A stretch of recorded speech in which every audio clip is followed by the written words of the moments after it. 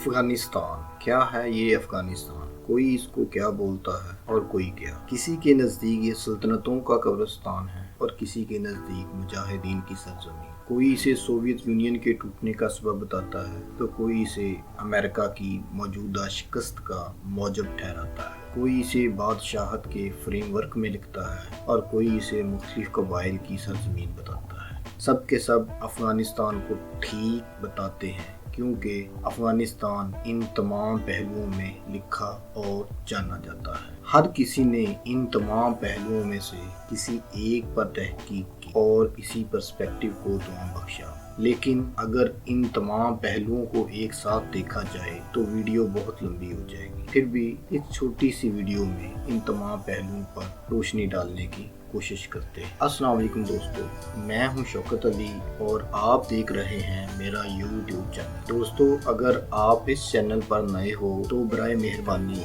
इस चैनल को सब्सक्राइब कर ताकि आपको ऐसी मजीद वीडियोस पर वक्त मिलती रहे। तो चलते हैं अपने टॉपिक की तरफ। आइए देखते हैं कि अफगानिस्तान क्या है, इसका असल इशू क्या है, ये इशू कब से शुरू हुआ, किसने शुरू किया और किन किन मराहल में से गुजरा, इसकी वजह से किन किन किरदारों को अफगानिस्तान में और दुनिया में अवामुन नास से रोशनास करवाया गया और इसके पीछे छुपी हुई असल कहानी क्या है। अफगानिस्तान की कहानी शुरू करने से पहले एक चीज ज़हन नशीन कर लें कि जब भी किसी मुल्क को किसी जंग में शिकस्त होती है तो आइंदा इस मुल्क में बहुत सारी तब्दीलियां रूनुमा होती हैं। बाज़ ममालिक या सल्तनतें इन नाकामियों का खमियाजा भुगतते हुए टूट फूट का शिकार हो जाते हैं। मिसाल के तौर पर पहली जंग अजीम के बाद खिलाफत उस्मानिया का टूटना, दूसरी जंग अजीम के बाद जर्मनी का शिकस्त से दो चार होना और मुख्तलिफ हज़ीमतों का शिकार होना, अफगानिस्तान से सोवियत यूनियन के हारने के बाद सेंट्रल एशियन ममालिक का मार्ज वजूद में आना वगैरह। तो दूसरी जानब कई ममालिक या ताकतवर कुव्वतें ऐसी भी गुजरी जिन्होंने शिकस्त के बावजूद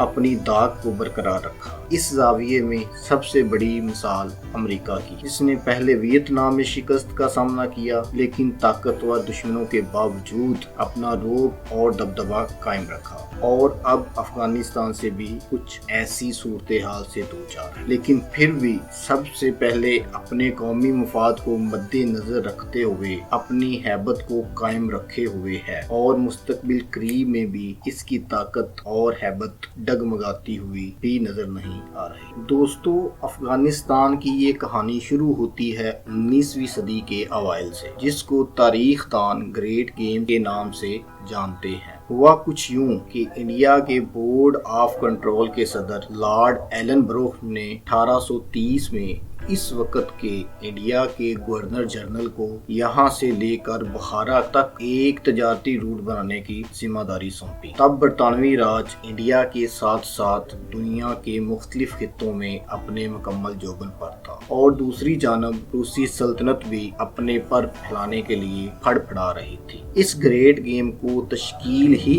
इसलिए दिया गया कि इससे रूसी फैलाव को रोकने के लिए हर मुमकिन तरीका तैयार किया जाए, जिसके लिए बरतानिया ने चार बड़ी सल्तनतों, जिनमें Persian empire, Ottoman empire, Central Asia की खानेत ऑफ खाइवा जिसमें मौजूदा उज़्बेकिस्तान, तुर्कमानिस्तान और काज़ाकिस्तान वगैरह के इलाके शामिल थे, और एमिरेट ऑफ बुखारा जिसमें मौजूदा दौर के उज़्बेकिस्तान, ताजिकिस्तान, तुर्कमानिस्तान और काज़ाकिस्तान के इलाके शामिल। इन सब को रूस के फैलाव को रोकने के लिए बफर स्टेट्स के तौर पर इस्तेमाल किया। इन सल्तनतों को साथ मिलाकर और इंडिया जो पहले ही बरतानिया की जागीर था, उन्होंने रूसी फैलाव का बहीरा अरब और इंडियन ओशन की जानब हर मुमकिन रास्ता बंद कर दिया। अब बरतानिया ने रूस के खिलाफ अपने सारे हरबे इस्तेमाल किए तो रूस भी हाथ पर हाथ धरकर बैठने वाला तो नहीं था। चनाचे रूस ने भी इस खित्ते में अपने ताल्लुकात इस्तवार करने शुरू किए,